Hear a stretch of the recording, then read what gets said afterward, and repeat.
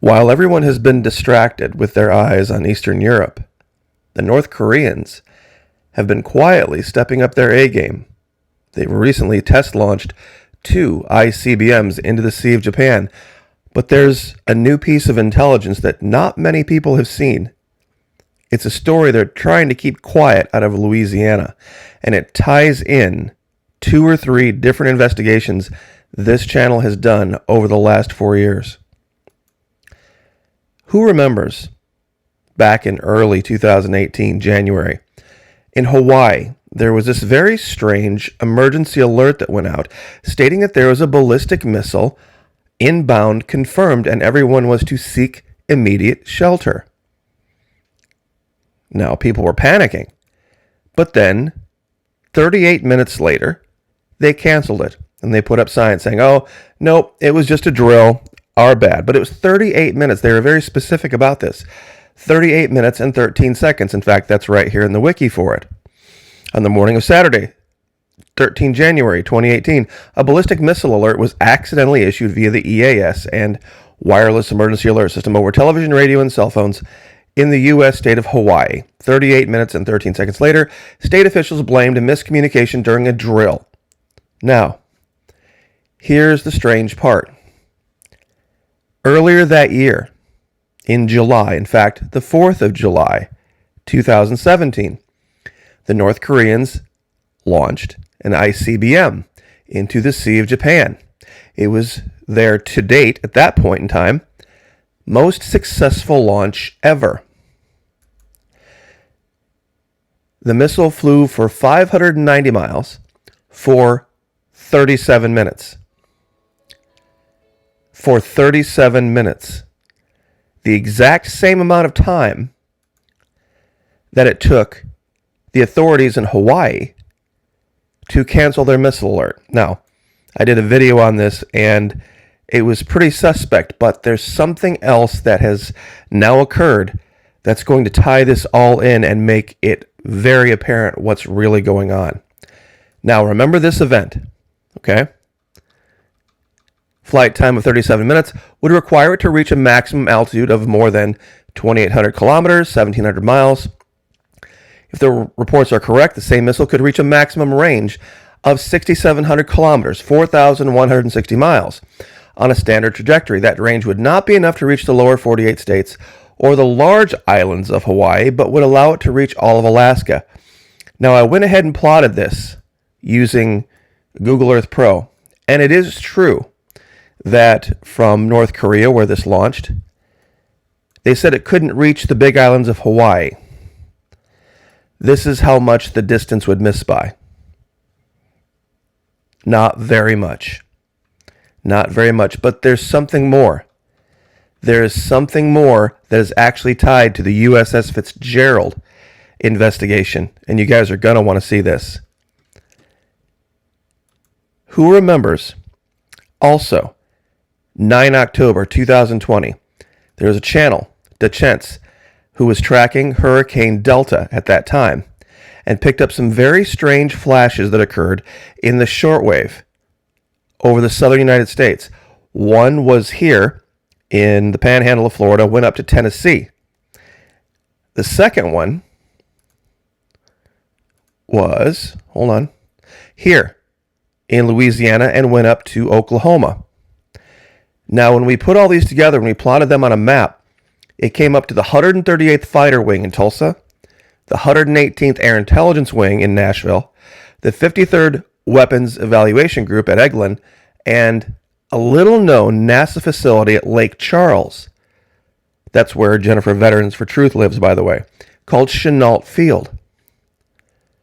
It was very odd, but also the two flashes were identical in distance, 440 miles, roughly. Now, then we all started to see reports of mega flashes of lightning all across the United States and South America that were roughly about this same distance.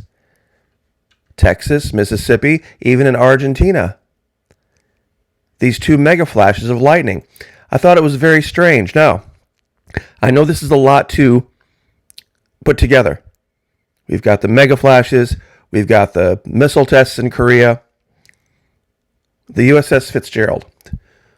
Who remembers this bunk story, 2017? By the way, the collision with the USS Fitzgerald, and the ACX Crystal occurred 2 weeks before the North Korean launch that we just referenced. 17 June 2017. So we have 3 dates here. 17 June 2017, collision, allegedly, USS Fitzgerald. July 4, 2017, massive missile launch out of North Korea. And then 6 months later, a test in Hawaii that has the exact same time characteristics as the tested missile flight. Now, my allegation was this, that the Fitzgerald wasn't moving, that she was parked out here, and that she was rammed on purpose. Now, some said, why would the Fitzgerald have been parked out there?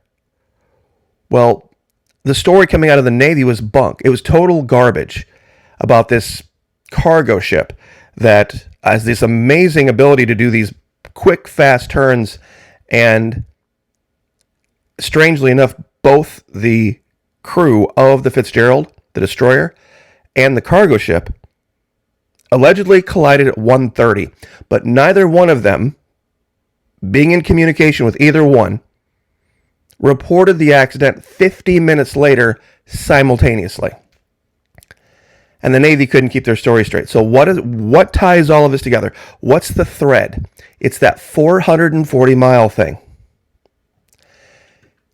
People think of intercepting these missiles in the context of shooting other interceptor missiles at them. It's my allegation that they are actually these destroyers equipped with lasers. And these lasers are designed to not necessarily destroy the missile in flight, but to mess with its guidance enough to make it inert, meaning that it can no longer fly to where it's going to fly. And if you're going to go shoot at Hawaii, and if you miss 100 miles either way, it's useless. But Maki, wait a minute, what does the 440-mile flash have to do with any of this? Let me show you something. So here's the flight trajectory. Here's North Korea. Here's Hawaii. Now let me show you something that's going to blow your mind.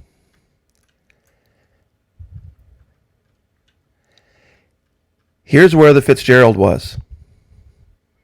Here's where it got hit. Guess how far it is from where the Fitzgerald got hit to the flight path of that missile. 440 miles. I'll go ahead and measure it for you.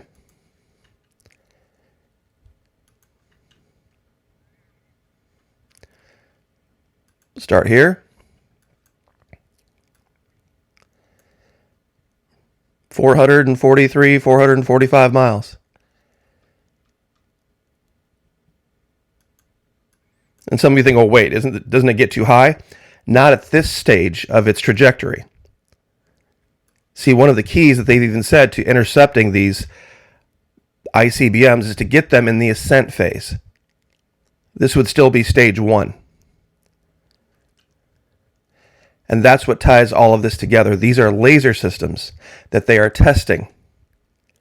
And in this particular case, they were using it in a real-world test because prior to the Fitzgerald being taken off of the battlefield, so to speak, the North Koreans had launched missile after missile after missile, and they had failed.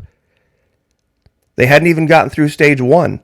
The Fitzgerald was sitting out here burning these things down with lasers. It wasn't shooting them down. They were using infrared lasers to muck with the guidance systems. And as soon as the Fitzgerald was taken off the battlefield, 2 weeks later, the North Koreans have their most successful launch ever. And then 6 months later, there is this very strange event in Hawaii for 38 minutes where they think a missile is inbound. The same amount of time that a North Korean test flew for.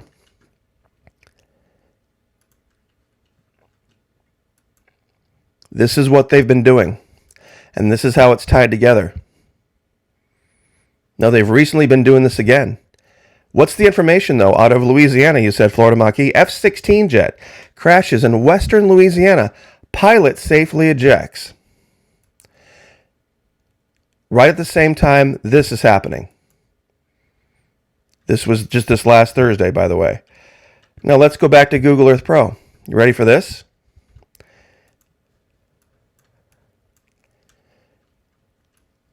Here's where the plane crashed. This circle right here. This is Fort Polk. This is Ellington Field. The story that the Air Force is putting out is that the pilot, the F-16's train up here at the 137th Air Wing, and they're down here patrolling the Gulf of Mexico between Ellington and Houston and Fort Polk. They said that the F-16 was conducting some type of a training exercise that was not over populated areas, which Fort Polk has a lot of that. That's very true. There's a lot of garbage out here in swamp. That could be the case. But this is where it crashed. This is Beauregard Parish. Here's that Lake Charles location, Chenault Field, and the 137th, where those one of the two strange flashes occurred. Tell me again that's a coincidence. It's all starting to add up. The U.S. has some very advanced laser equipment that they're doing tests with. And occasionally, bad things happen. In this particular case, thank goodness, no harm came to anyone. Apparently, the pilot is perfectly fine. And I believe is the son of a pretty high-ranking politician. So, very, very strange. But I think it ties everything together. It shows that there was something going on with the Fitzgerald, for sure. There's something going on in the southern United States where they're doing these tests. And it has everything to do with ICBMs. If you want to find the video, the original video, if you go to the Florida Maquis main page here on YouTube, it's one of the more popular videos. It's from 4 years ago. It's right here. It's, let's see, what are these, 6? Number 19. And then number 21, pardon me, is that Hurricane Delta telemetry video right here. So you have that one, the one about the mermaid, and the hurricane one right by each other if you select sort by most popular over here. Now, I'd just like to end with an analogy that about the Fitzgerald. A lot of people think that I'm crazy, that, oh no, there's just Obama Navy and they didn't know how to sail their ship and all this blah, blah, blah, blah, blah. You have a $2 billion warship. The conspiracy theory, quote unquote, that I'm alleging is actually not as bad as the story that the Navy's putting out. See, the Navy is saying that it was an untrained, poorly trained crew that led to this. That didn't know how to sail their ship forward, backward, turn left, turn right, navigate, don't hit anything. Well, wouldn't that be an amazing way to take a $2 billion destroyer off of the battlefield? I mean, sometimes militaries think that, boy, we have all this advanced electronics. How are we going to protect them? What about the basics? What about the very basics? And here's the analogy. Years ago, I saw an ad for 1987 Pontiac Fiero. I thought these cars were really cool. And the person selling the vehicle only wanted a few $100 for it. So I called him up and said, what's going on with the car? He said, well, everything's fine on it. It won't go anywhere. I was a younger kid. I'm like, well, can I come take a look? It's like, sure. I went over, looked at it, and sure enough, thing fired right up, ran great, and is a 5-speed. Push in the clutch, move around the shifter, nothing happens, no gears. A couple $100. I thought, well, I can probably get more for that, just for the wheels and the parts. So I bought it and was messing around with it one day, and I thought, boy, the shifter inside felt really loose. So I took off the console. And as you can see, here's the shifter and here's the linkages down here. Well, lo and behold, where the linkage met into this little plate, and this is where all the shifting occurred, this metal plate had fatigued. And literally the metal had snapped. Took it out, took it to a local welder, $20, welded it back in, put the cables back on, and the car was fantastic. At that time, it was worth a lot more than a couple $100. The point being is, this is comms. See, a simple breakdown in communication. What's the communication? Me communicating to the gearbox that I want first gear, second gear, third gear. If you could do something simple like this, interrupt communications so that your car basically becomes a giant paperweight, well, guess what? This is what you can turn an Arleigh Burke class destroyer into. A giant, really expensive pontoon party boat. Because if they can't navigate it, if they can't move it forward, backward, turn left, turn right, port, starboard, all this kind of stuff, it doesn't matter how many billions of dollars of electronics you got on it.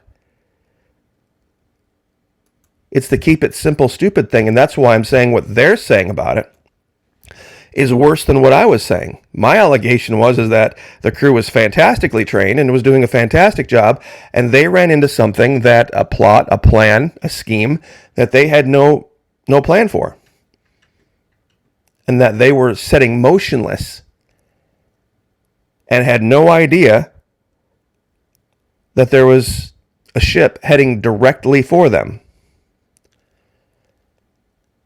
And by the time they figured out that the ship was going to hit them, they couldn't get everything in place fast enough to get out of the way. They couldn't fire things back up.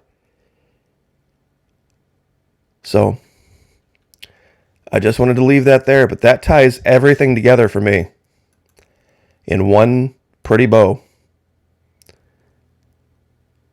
That to intercept. Now, these lasers that I'm talking about, all you have to do is fry the electronics. These lasers aren't blasting them out of the sky like in Star Wars. All you have to do is fry the guidance systems.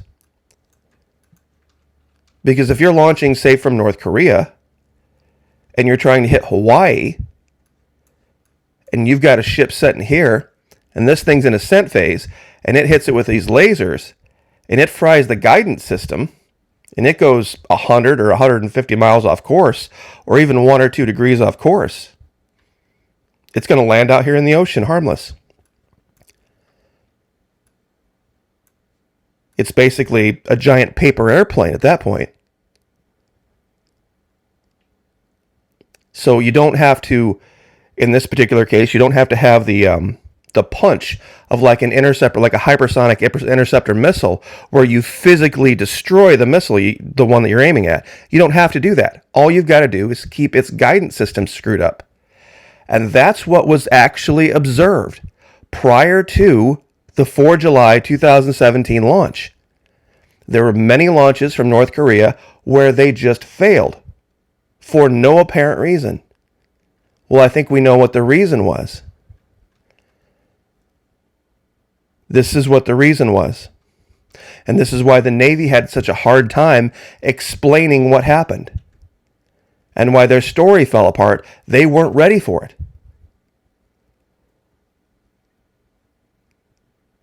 They had no idea. I mean, they weren't even close with this story.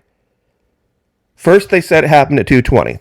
And then other people said, no, it happened at 1:30. And there was supposedly no communication, that one ship was supposedly on autopilot, and then, no, wait, it wasn't on autopilot, and they were awake, and they saw it. I mean, they changed story after story after story during 2017. It was just ridiculous. And then we had the thing with the McCain on top of that. So it was 2 different ones. So they had a primary and they had a backup. And they took them both out. And this is what they were doing. So, anyway. And it would also probably explain why they've gone from testing out here to bringing it back here to the United States. And testing it over land. because they couldn't control things as well as they can control them here. So, anyway,